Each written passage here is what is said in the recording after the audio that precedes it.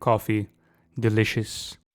However, the internet says that drinking instant coffee is better for the environment than fresh beans.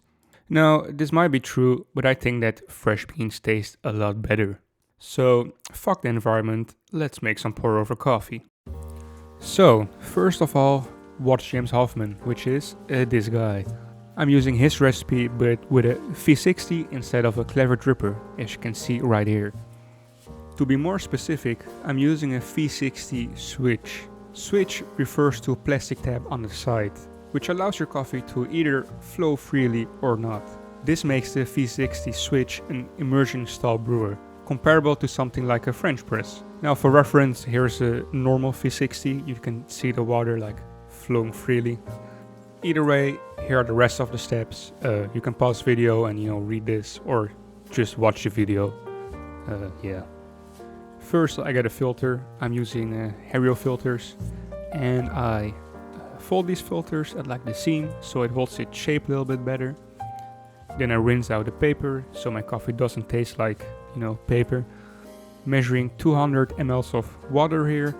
I measure out my water so my boiler doesn't have to do overwork, because why would you boil 400 ml when you only need 200. Also, I filter my tap water because it contains a lot of limescale. Limescale can destroy your equipment over time. This is my faucet. After 1 week of not cleaning it, you can see a lot of stains. But back to the coffee, filter out your beans. I'm using 13.5 grams. Your ratio might be different, so keep that in mind. I'm using these beans. You can pause the video and read more. But in general, just use fresh beans. It will taste the best. And also fuck the environment. Now grind these bad boys up. Be wary of your grind size. It shouldn't be like French press and it shouldn't be, actual pour over. It should be kind of in between, I think. I'm not sure, not an expert, whatever.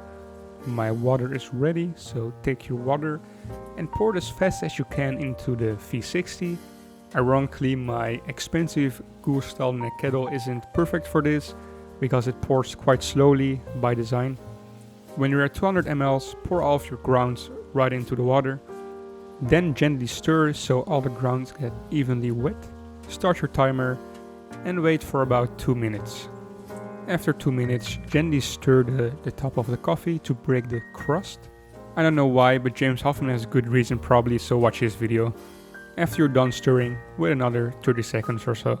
I'm now sitting on a brew time of about 2:30, which means that I can drain my coffee. Draining should take about 30 seconds, so we hit a 3-minute total brew time. And make sure that your coffee bed is flat, as you can see here, meaning that all the grounds have been evenly extracted. Now comes the best part of filter coffee, which is throwing out the grounds.